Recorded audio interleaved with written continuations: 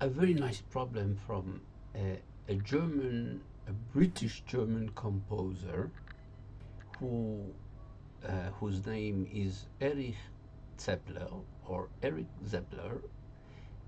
He was born in 1898, and in 1935 he emigrated to England.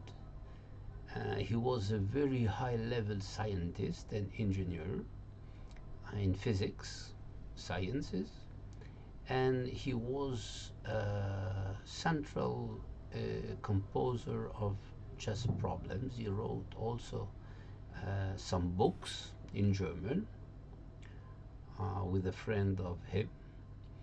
He was a very great composer and made some very interesting problems, mainly in 3, 4, and more moves. So here is one of his very famous problems, mate in 4 moves. White is down, white pawns are going up, the black pawns are going down, and it's white to play and mate in 4 moves. Those who want to solve can begin now. I'll just give some hints and then some more hints and then the solution. The black king is completely closed. The queen is keeping almost all the squares, but b2 is guarded by the rook d2, and the square a2 is controlled also by the rook and also by the queen, and the square b4 is controlled also by the pawn c3 and by the queen c4. 2 possible mates are controlled by the black queen, one on a2 and one on b4. Queen to b4 is controlled by the queen, and rook or queen to a2 is controlled also by the black queen. We could give check with the rook on a2 and then with the queen on b4, but the queen looks at f7 where the white king is, and the mate on b4 will not be possible because the white queen will be pinned. You have a bishop a little bit out of play, and we don't yet know what will be its function. So those who want to solve now, I'm going on. One try that should be interesting is to move the king, for example, to f8, in order to threaten rook to a2 check, queen takes, and queen to b4 mate.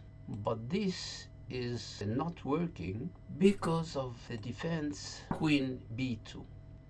Another possible try would be to use the bishop h3 to put it in play to g2 to threaten to play on d5, and then check, queen takes, and mate because of the bishop on d5. But black will be able to defend by pawn b5, attacking the white queen. So I'm now giving the solution. The solution is bishop takes on f5, threatening to take the black queen on b1, and also opening the black queen to f5. She will be able to take the bishop and to give check in the same time. This is why the key is a little bit surprising. So let's have a look. Queen takes and the king is checked, e7. Now any check, or here or here, or on g5, or on c5, or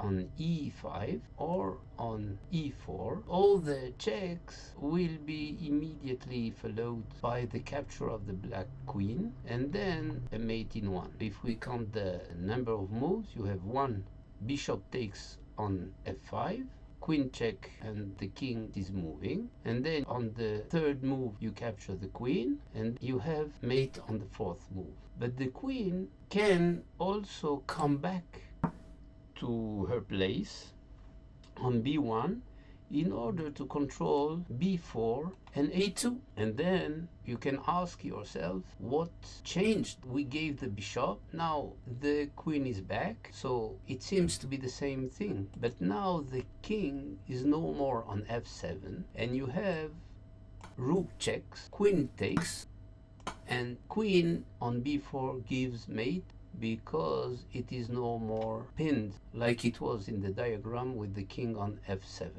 A very, very nice problem and surprising solution. Let's have a look at the other defenses that black can try after the key. If they play pawn to b5, you have queen to c5 check, and you will have bishop takes the queen and then mate. You have also a possible defense by queen on b2, and again queen to c5 check. If the king goes to a2, you'll have check on a5 and bishop mates. And if the king goes to 3, you'll have check like this and mate, or even queen takes queen. Another defense we have to check is queen to b3, that pins the white queen. Bishop e6, threatening queen takes queen, and if you have queen takes queen, bishop takes, and then mate. That's it.